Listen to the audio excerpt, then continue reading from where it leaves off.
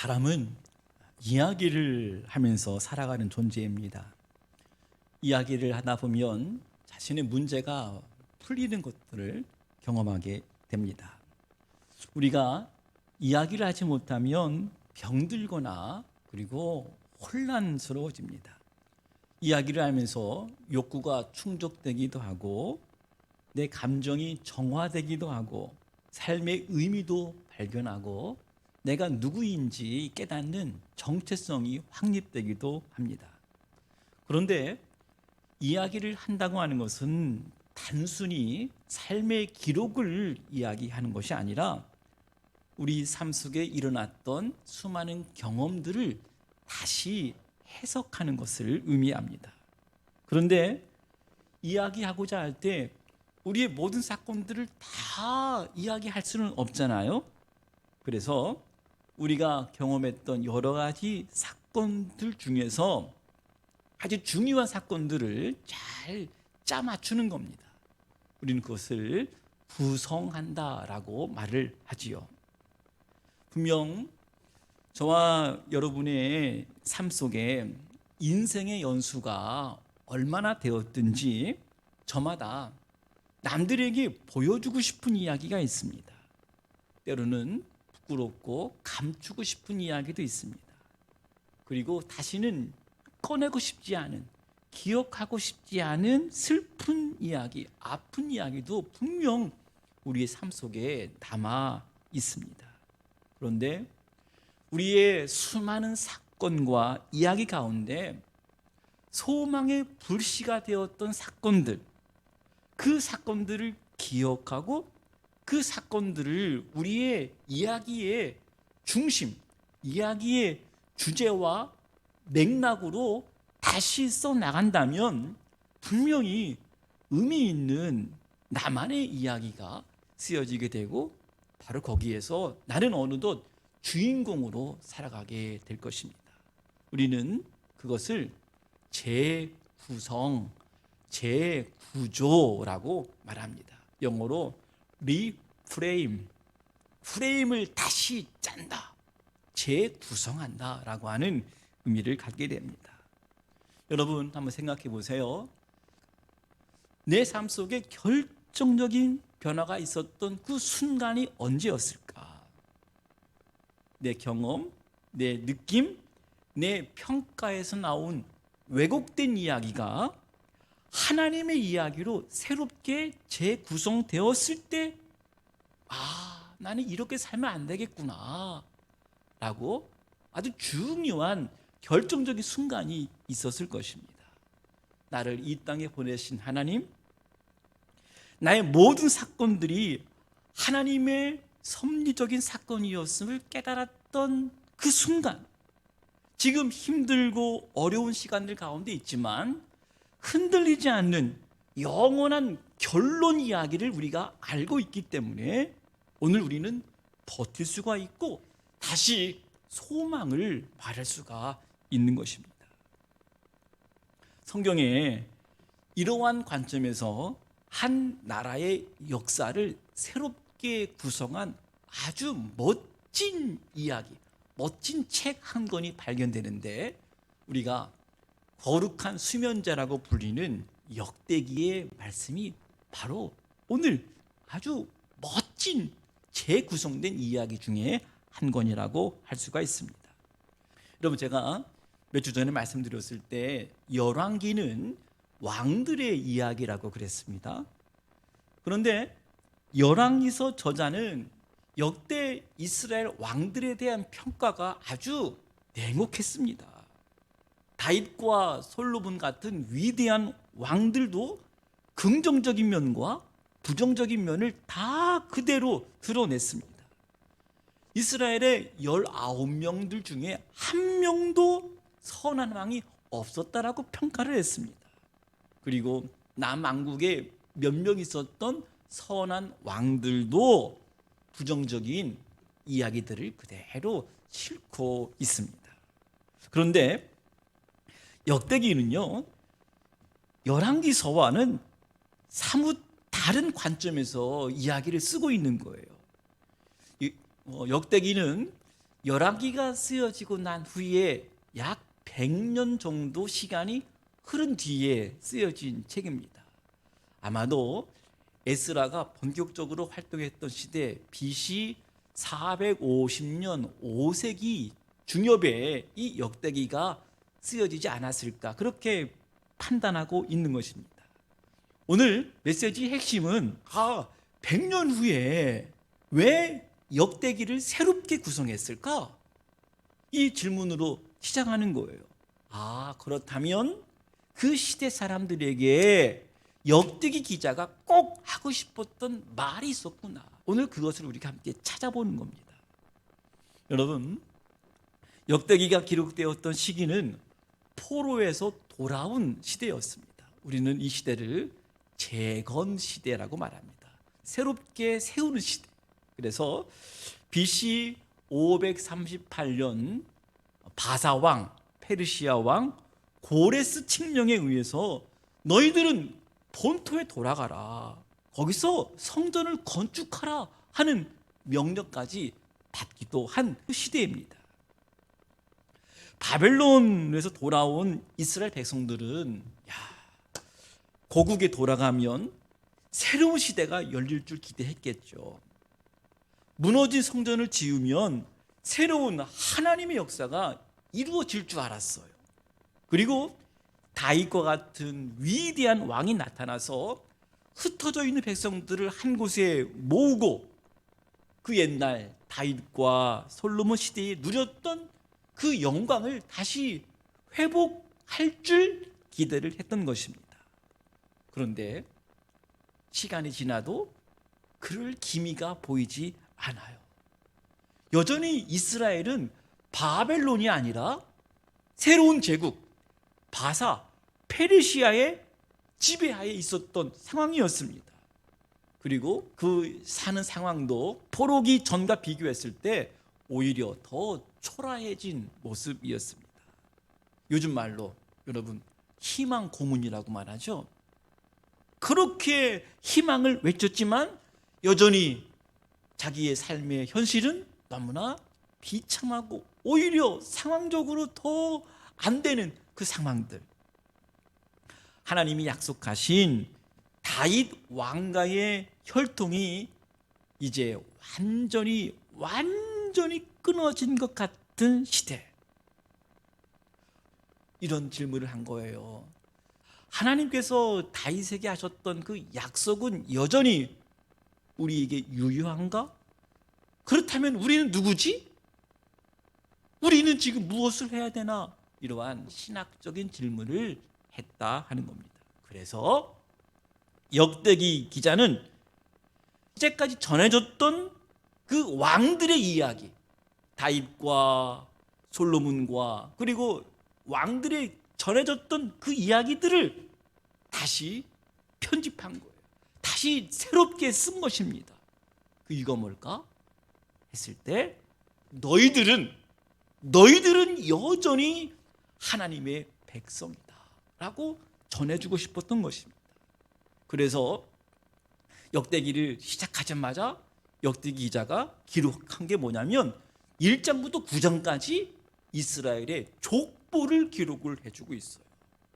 여러분, 족보는 우리에게 내가 누구지? 우리는 어디서 왔지? 우리의 존재의 근원을 찾아가게 하는 아주 중요한 성경의 요소입니다. 그런데 역대기 기자는 맨 첫 번째 나오는 사람의 이름을 누구라고 그랬을까요? 아담이라고 그랬어요. 이 말이 무슨 말입니까? 이스라엘 백성들은, 우리 조상은 바로 창조 때부터 시작되었던 민족이다. 우리는 하나님의 백성이다. 하나님으로부터 나왔다 하는 것들을 아담의 족보를 이야기하면서 너희들은 내 백성, 하나님의 백성임을 선포한 것입니다. 그래서 이런 말씀이 있어요. 저를 따라서 해주세요. 족보가 메시지다.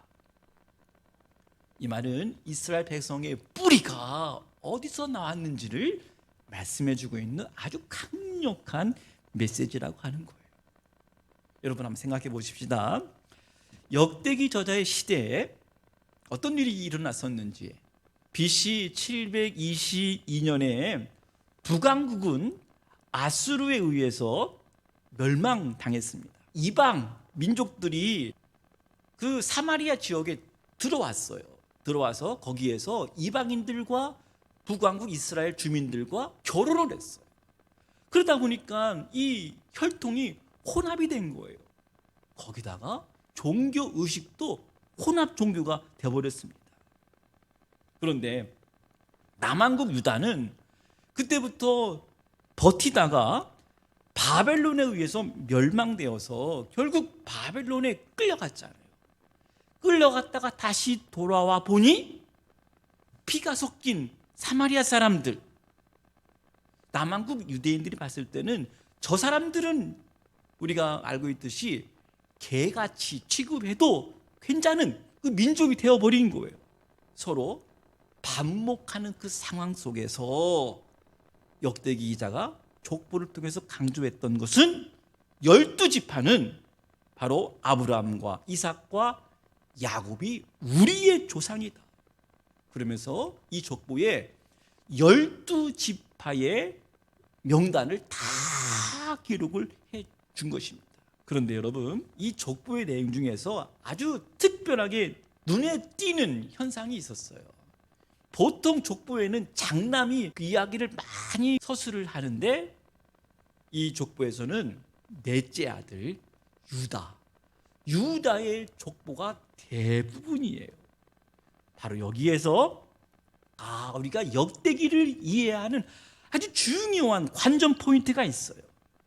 왜 역대기 기자는 유다 지파의 족보를 많이 기록했을까? 그 이유가 뭘까요?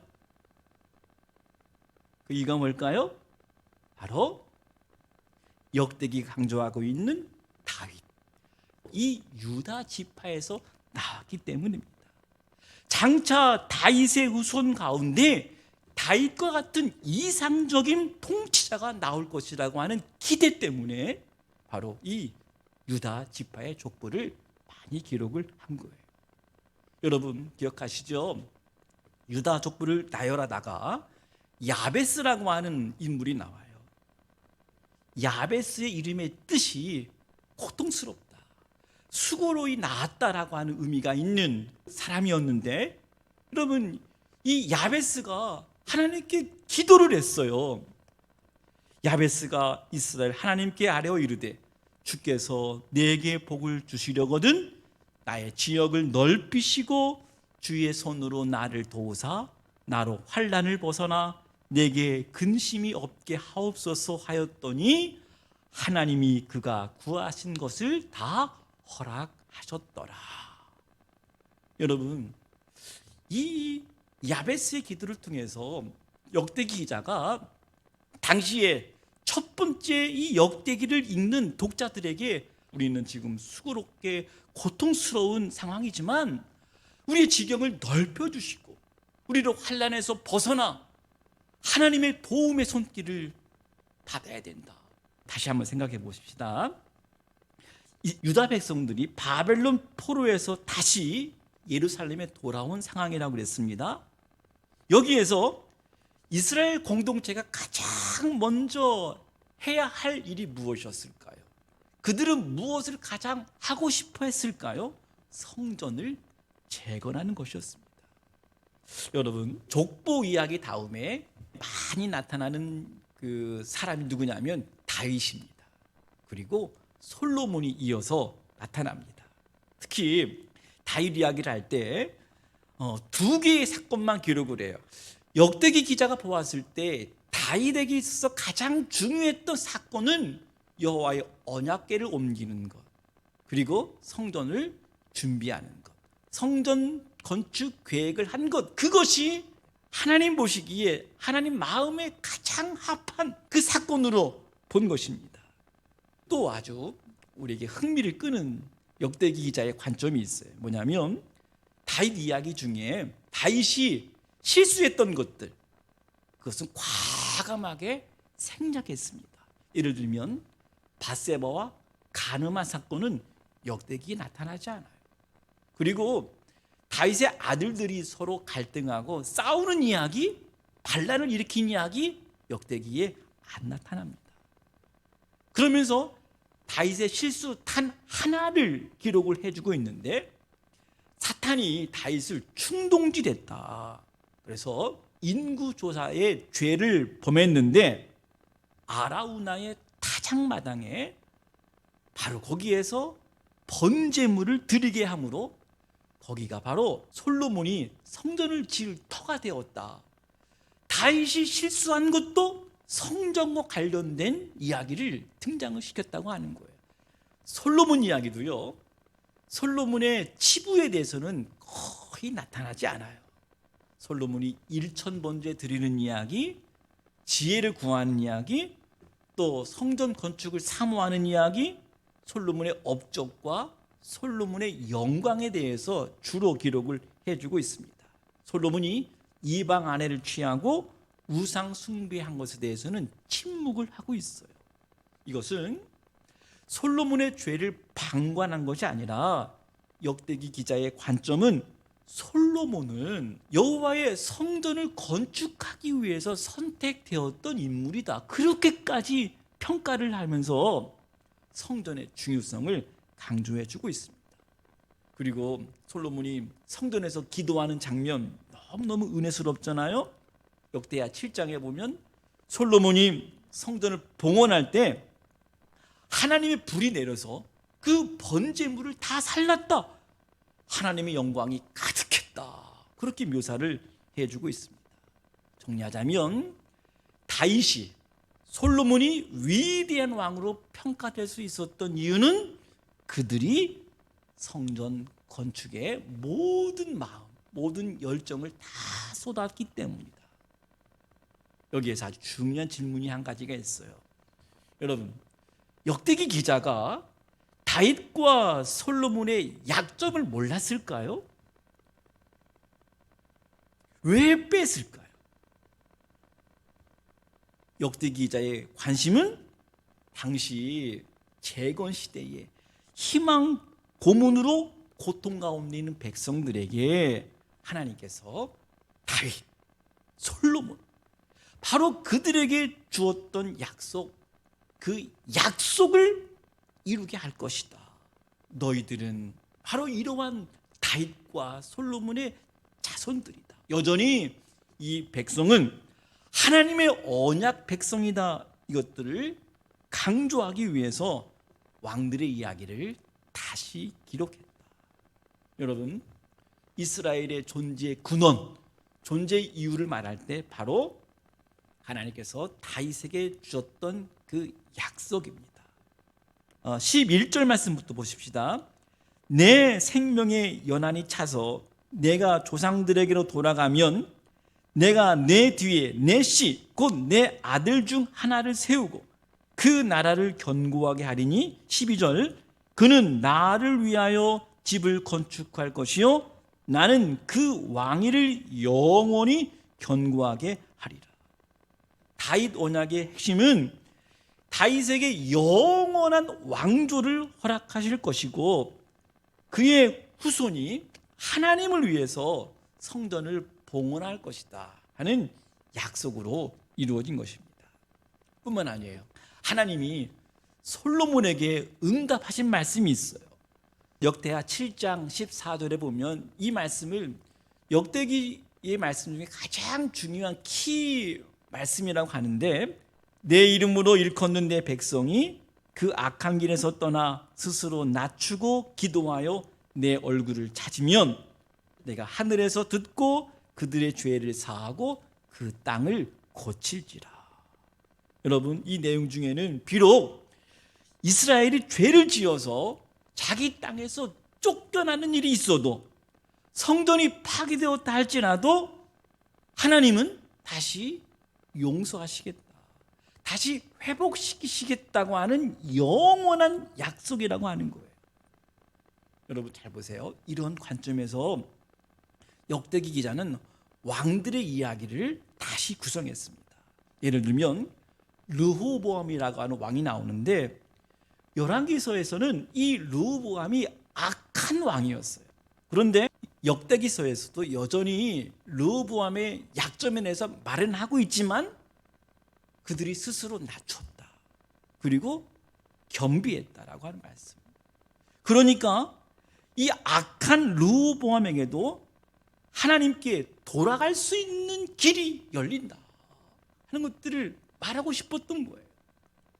또 하나는 역대기에 므낫세라고 하는 인물이 나오는데 유다 왕 중에서 가장 사악한 왕으로 열왕기서에서는 그렇게 묘사가 되었어요. 그런데 므낫세가 환난을 당했어요. 그 가운데 므낫세가 하나님께 구했습니다. 성경은 하나님께서 그 므낫세의 기도까지 들어주셨다. 다시 므낫세가 바벨론에서 돌아와서 왕 위에 앉았을 때에 그제서 이 므낫세가 여호와가 하나님이신 줄 알았다 하는 내용이 열왕기서에는 나오지 않는데 역대기서에서는 므낫세라도 르호보암도 스스로 낮추고 하나님께 기도하니 하나님께서 이러한 은혜를 베푸셨다 하는 것들을 강조하고 있는 거예요. 사랑하는 여러분, 개인의 실패와 범죄했던 어두운 이야기가 있지만 언제나 회개를 통한 구원의 가능성을 열어놓은 책이 바로 역대기의 말씀입니다. 말씀을 정리합니다. 여러분 저를 보세요. 열왕기서는 어찌 보면 하나님 앞에서 우리의 모습이 어떠한지를 깨닫게 하는 진리의 책이라고 말할 수가 있겠어요. 너는 이런 사람이다. 너의 모습은 이렇다. 이스라엘의 멸망의 원인은 바로 범죄함 때문이었다. 팩트를 우리에게 말씀을 해주고 있어요. 그런데 역대기는 그럼에도 불구하고 그런 자들을 용서하시기로 작정했다. 너희들이 스스로 낮추고 기도하고 나의 도움을 구할 때 내가 너희의 죄를 사하고 내가 이 땅을 고칠 것이다 하는 은혜의 책이라고 할 수가 있습니다. 여러분, 복음에는 분명히 은혜와 진리의 양면이 있습니다.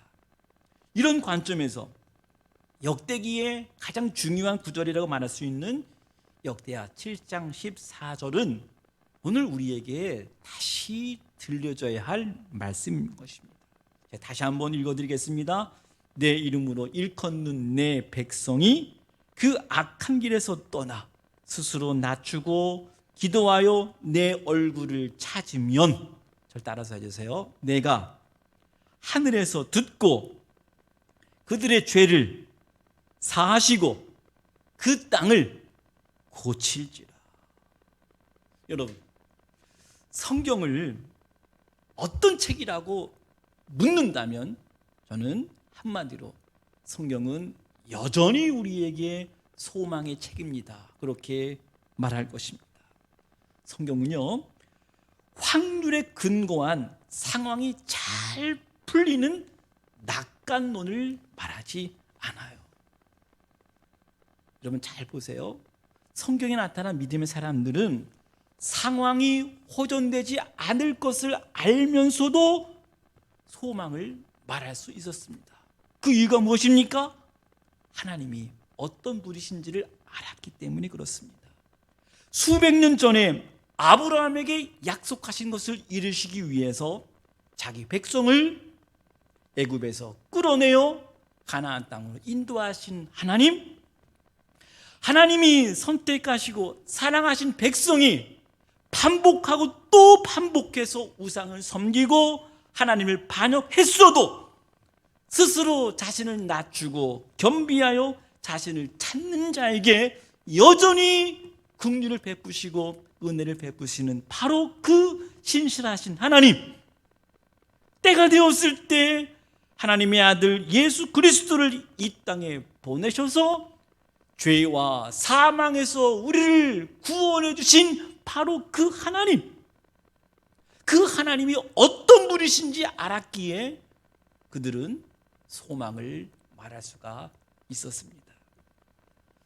성경 기자들이 시대마다 증거했던 메시지는 바로 그 하나님께 소망을 두라, 아브라함과 다윗에게 약속하신 그 말씀, 그 언약을 기억하라. 그래서 소망은 하나님을 기다리는 것입니다. 확률에 근거한 때가 되면 좋은 일이 일어날 것이라고 하는 그 낙관 기대가 아니라 여전히 그 약속을 신실하게 지키신 그 하나님을 기대하고 바라보는 것, 그것이 소망이다. 역대기 기자가 마치 희망 고문으로 고통받고 있는 자기 백성들에게 그럼에도 불구하고 소망을 말할 수 있었던 이유는 과거에 행하신 하나님의 역사를 알고 있었기 때문입니다. 사랑하는 성도 여러분, 하나님께서 저와 여러분의 삶 속에서 행하셨던 놀라운 일들, 우리는 약속대로 이 땅에 오신 예수 그리스도의 구원의 사건으로 인하여 이 땅에 다시 오실 예수 그리스도를 우리가 기다릴 수 있는 것입니다. 바로 그분이 십자가에서 인류의 모든 죄를 짊어지시고 인류를 죄와 사망에서 우리를 구원해 주셨기에 그분이 다시 오셔서 이루실 하나님의 나라를 우리는 여전히 기다릴 수 있는 거예요. 우리를 위한 놀라운 구원의 역사를 이루셨기에 그 하나님을 우리는 지금도 그럼에도 불구하고 기다릴 수 있는 것입니다. 대림절 기간에 소망의 근원 되신 하나님, 그리고 그분의 말씀, 그리고 이 땅에 그 예언대로 약속대로 오신 예수 그리스도로 말미암아 넘치는 은혜, 충만한 기쁨, 힘들고 어려운 상황이지만 여전히 약속하신 하나님, 또 약속을 이루실 하나님을 바라보면서 기다리면서 이번 한 주간도 은혜의 가운데 살아가는 신실한 하나님의 백성들이 다 되어야 하겠습니다. 복되고 복된 은혜의 한 주가 되시기를 주님의 이름으로 간절히 축복합니다. 대림절 첫 번째 주일 아침, 시편 기자의 고백처럼 내 영혼은 여호와를 기다리며 나는 주의 말씀을 바라는도다. 파수꾼이 아침을 기다림보다 내 영혼이 주를 더 기다리나니 참으로 파수꾼이 아침을 기다림보다 더하도다. 하나님, 확률에 근거하에 상황이 호전될 것이라고 하는 낙관론자가 아니라 그렇지 않아도 하나님이 어떤 분이신지를 우리가 알았기에 우리는 기다릴 것입니다. 여전히 하나님은 신실하시다고 고백하며 선포하며 하나님을 찬양할 것입니다. 하나님의 때에 하나님의 약속은 반드시 이루어졌고 장차 하나님의 나라가 이 땅에 도래할 것을 우리는 믿고 확신하기에 여전히 기다릴 수 있습니다. 주님만 바라보겠습니다. 주님만 의지하겠습니다. 주님만 사랑하겠습니다. 주님만 찬양하겠습니다. 주님만 기다리겠습니다. 오늘 주님 바라보는 거룩한 이 시간, 우리를 성령과 말씀과 예배 가운데 구별하여 주셔서 감사합니다. 내 마음, 내 심장, 내 물질 드리오니 받으시고 우리의 삶 속에 말씀과 지혜와 권세가 충만한 복된 은혜의 한 주가 되게 하여 주옵소서. 귀한 것 드렸습니다. 예물 받으시옵소서. 예수님의 이름으로 축복하며 기도하옵나이다. 아멘.